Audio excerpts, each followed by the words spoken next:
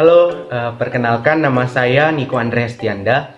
Saya bersama rekan-rekan saya adalah mahasiswa dari Universitas Riau, Fakultas Teknik, Program Studi D3 Teknologi Pulp dan Kertas, akan memberikan edukasi melalui video kali ini.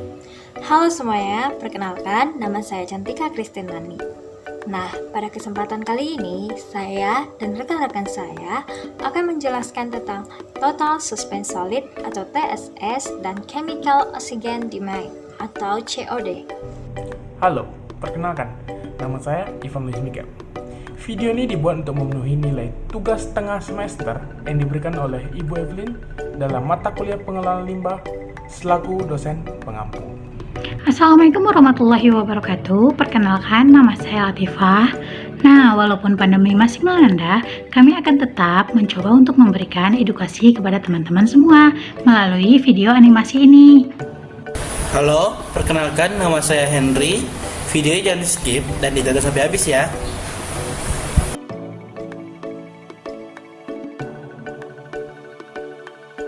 Total Suspended Solid adalah residu dari padatan total yang tertahan oleh saringan dengan ukuran partikel maksimal 2 mikrometer atau lebih besar dari ukuran partikel koloid.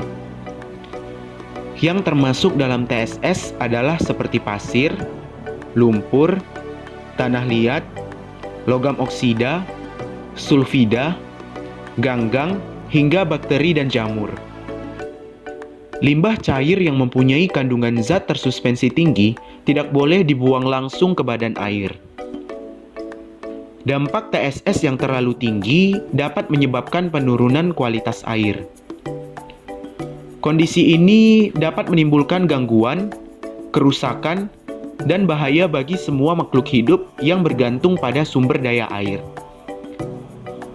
Total Suspended Solid menyebabkan kekeruhan dan mengurangi cahaya yang dapat masuk ke dalam air, sehingga akan mengganggu proses fotosintesis yang menyebabkan turunnya oksigen terlarut yang dilepas ke dalam air oleh tanaman. Jika sinar matahari terhalang untuk mencapai dasar perairan, maka tanaman akan berhenti memproduksi oksigen dan akan mati. Kematian organisme ini akan mengganggu ekosistem akuatik. Jumlah materi tersuspensi ini juga akan mengendap, membentuk lumpur yang sangat mengganggu aliran dalam saluran, dan pendangkalan perairan juga akan cepat terjadi, di mana secara tidak langsung akan berpengaruh terhadap kesehatan manusia. Adapun standar mutu TSS dalam pengelolaan air menurut Peraturan Pemerintah Nomor 82 Tahun 2001 tentang pengelolaan kualitas air dan pengendalian pencemaran air ialah sebagai berikut. Kategori kelas pengelolaan air yang pertama standar mutu TSS 50 mg per liter. Yang kedua standar mutu TSS 50 mg per liter. Yang ketiga standar mutu TSS 400 mg per liter. Yang keempat standar mutu TSS 400 mg per liter. Konvensional standar mutu TSS kurang lebih atau sama dengan 5000 mg per liter.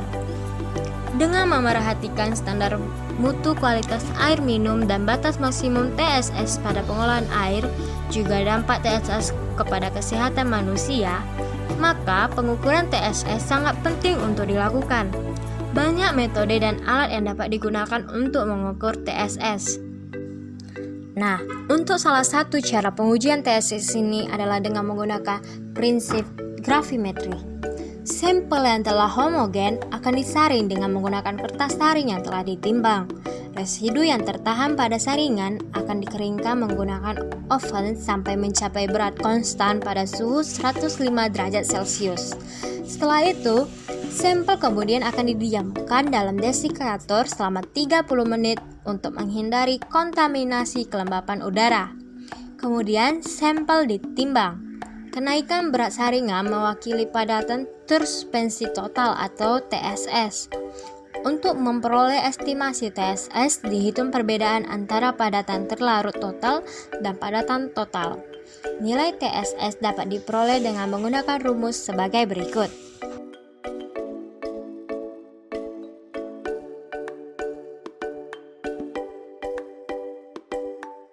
COD atau Chemical Oxygen Demand adalah jumlah oksigen yang diperlukan untuk mengurai seluruh bahan organik yang terkandung dalam air.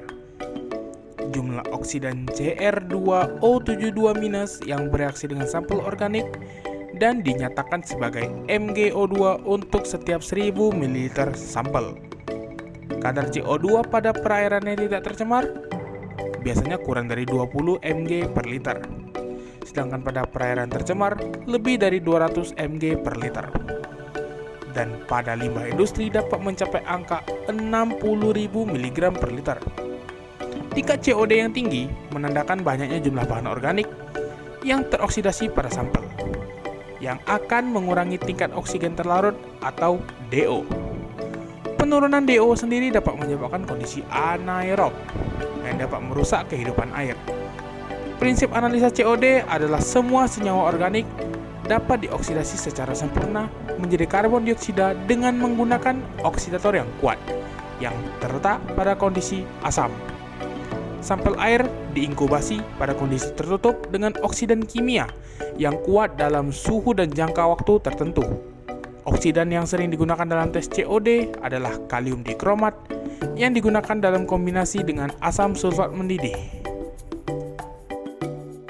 Pengujian COD dapat ditentukan dengan dua cara, yaitu dengan menggunakan spektrofotometer ataupun dengan cara titrasi. Sampel dipersiapkan terlebih dahulu dengan menambahkan oksidator kuat K2Cr2O7, H2SO4 agar suasana asam, dan Ag sebagai katalis. Kemudian sampel tersebut dipanaskan dengan suhu 150 Celcius selama 2 jam. Selanjutnya, kelebihan kalium bikromat titrasi. Dengan demikian, kalium bikromat yang terpakai untuk oksidasi bahan organik dalam sampel dapat dihitung dan nilai COD dapat ditentukan. Kelemahan senyawa kompleks anorganik yang ada di perairan dapat teroksidasi juga ikut dalam reaksi, sehingga dalam kasus-kasus tertentu nilai COD mungkin sedikit overestimate. Untuk gambaran kandungan bahan organik, senyawa organik dan anorganik, terutama organik dalam sampel, dioksidasi oleh Cr2O72- dalam refleks tertutup menghasilkan Cr3 positif. Jumlah oksidan yang dibutuhkan dinyatakan dalam ekuivalen oksigen miligram per liter diukur secara spektrofotometri sinar tampak. Cr2O72- kuat mengabsorpsi pada panjang gelombang 420 nanometer dan Cr3 kuat pada panjang gelombang 600 nanometer. Untuk nilai COD 100 mg per liter sampai 900 mg per liter. Kenaikan Cr3+ ditentukan pada panjang gelombang 600 nanometer. Pada sampel dengan nilai COD yang lebih tinggi dilakukan pengenceran terlebih dahulu sebelum pengujian. Untuk nilai COD lebih kecil atau sama dengan 90 mg per liter, penurunan konsentrasi Cr2O72- ditentukan pada panjang gelombang 420 nanometer. Konsentrasi COD yang tinggi dalam badan air menunjukkan bahwa adanya bahan pencemar organik dalam jumlah tinggi. Hal ini mengakibatkan tingginya jumlah mikroorganisme baik secara patogen maupun tidak patogen yang dapat menimbulkan berbagai macam penyakit untuk manusia. Konsentrasi COD yang tinggi juga dapat menimbulkan dan menyebabkan kandungan oksigen terlalu di dalam badan air menjadi rendah bahkan habis. Kondisi ini dapat mengakibatkan oksigen sebagai sumber kehidupan bagi makhluk yang berada di dalam air seperti hewan dan tumbuhan air tidak dapat terpenuhi, sehingga makhluk air tersebut bisa terancam mati dan tidak dapat berkembang biak dengan baik. Keuntungan analisis COD. Analisa COD hanya memerlukan waktu kurang lebih 3 jam, sedangkan analisa BOD memerlukan waktu 5 hari. Untuk menganalisa COD antara 50-800 mg per liter, tidak dibutuhkan pengenceran sampel, sedang pada umumnya analisa BOD selalu membutuhkan pengenceran. Ketelitian dan ketepatan tes COD adalah 2-3 kali lebih tinggi daripada tes BOD. Gangguan dari zat yang bersifat racun terhadap mikroorganisme pada tes BOD tidak menjadi soal pada tes COD.